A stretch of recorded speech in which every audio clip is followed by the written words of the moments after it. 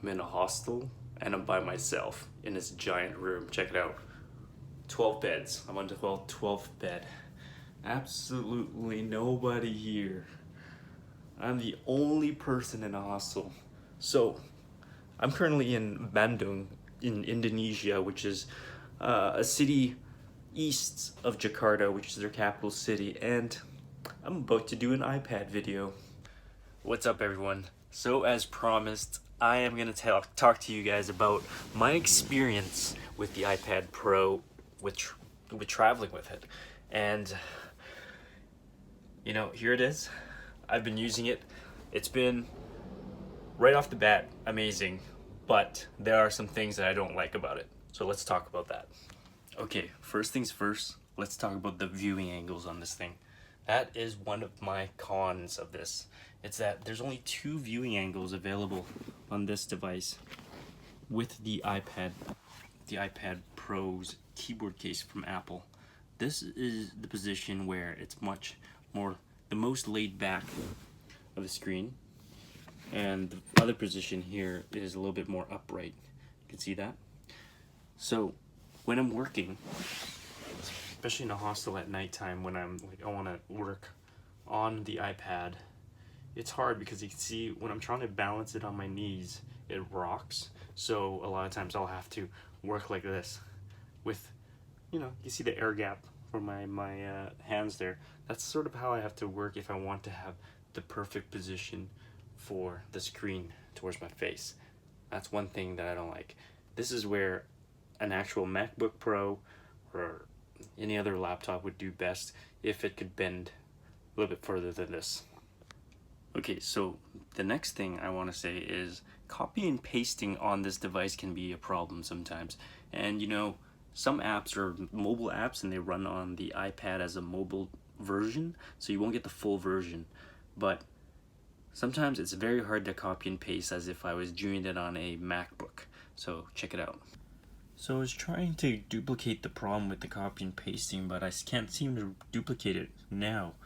Sometimes what happens is when I'm trying to copy and paste it, either won't have a copy and paste sort of box, or it would just jump all over the place. That's the problem that I was having. But I'm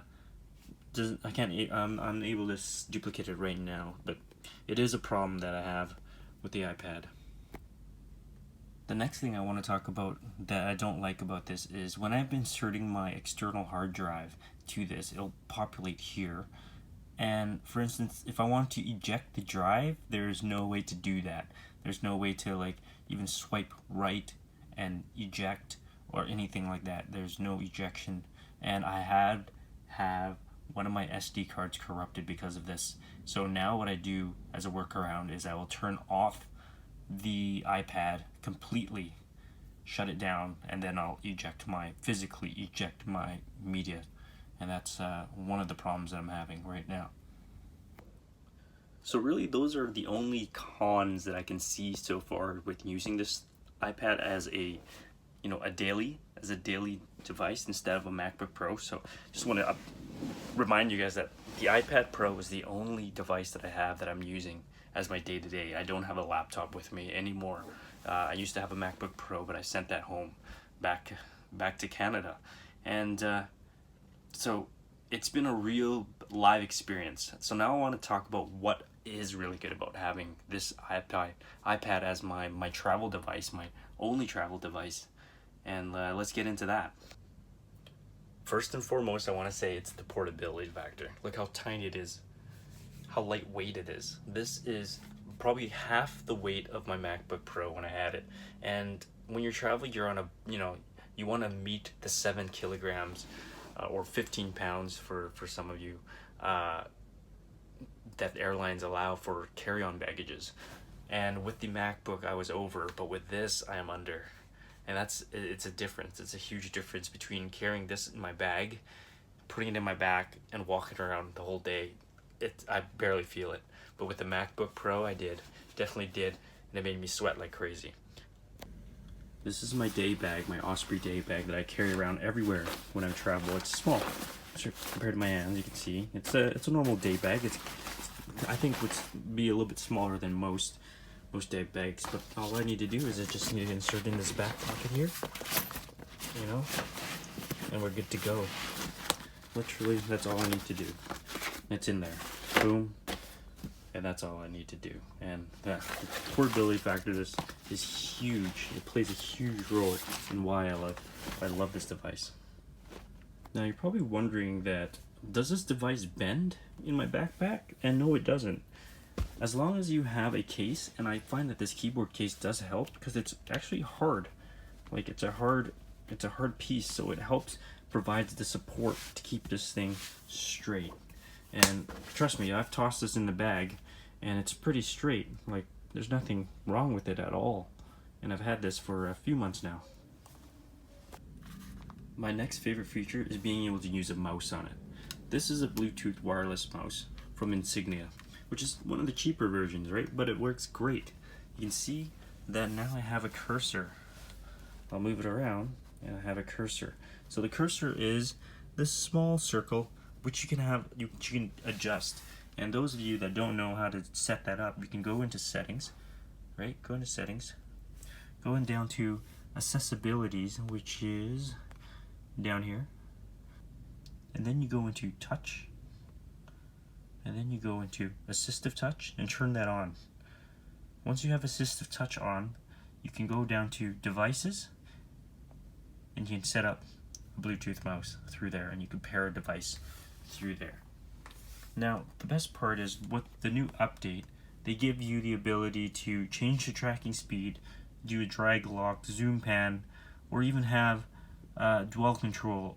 Also, what I did also do is the pointer style here. If you click that, you can change the color of the pointer style or change the sizing of this. So you can see, for instance, I have it as green. I like green for some reason. I can change that to blue, yellow, orange, and you can see that changes to different colors. So I'm going to set that back to green. It's a lot easier on my eyes to see that. And you can change the sizing of it. So let me just move that, so let's go back to there. And you can change the size however big. I find like the small size is the best to mimic a laptop. That way you have a little bit more accuracy. But I want to reiterate how important it is to have a mouse device be able to connect to the iPad, because it really gives the whole laptop experience the whole new level of having an iPad as a laptop replacement. Without it, I don't think it would be as good, because swiping with your finger all the time is tiring. It really is. And just those minimal efforts with a mouse to navigate your screen, it's the best. Next is keyboard shortcuts. Keyboard shortcuts work awesome, and my favorite is Command Tab. Command Tab, you can change and flip through whatever application you need to go on, just as if you're using a regular laptop. The best. See that? And for you guys that want to know what your commands could be, or what sort of shortcuts you have available to you, all you need to do is just hold the command key and it'll pop up right there. And it all depends on whatever apps you're using as well. The next thing is battery life on this thing. It is great. It's an all-dayer. I just need to charge it once throughout the day, and it'll last me the whole day, and actually still have juice at the end of the day to go towards the next day too. So, but I always tend to charge it up so that I can have a full battery, knowing that in case I do travel somewhere further, it's fully charged. That's exactly why I love this thing. It lasts, it's so light, it's portable, it's powerful, absolutely powerful. It can edit 4K videos a lot better than my MacBook Pro, which is the base model. This one has 4K playback, is smooth like butter. I've done it on iMovie, and as well as the long-lasting battery. Like I said, it doesn't matter what you're doing, doesn't matter what sort of work you're doing, it just lasts, and it feels like the processor is just sipping battery every day. So also, one other thing I love is the Safari browser. This Safari browser is the native desktop version. Everything loads in desktop form. It's not the mobile version. You can see here on the Apple website here. This is their desktop version, and it's super useful because most things that we do is on the internet. It's on the browser. So you need a powerful browser that's able to view things normally as if it's on a laptop or a desktop.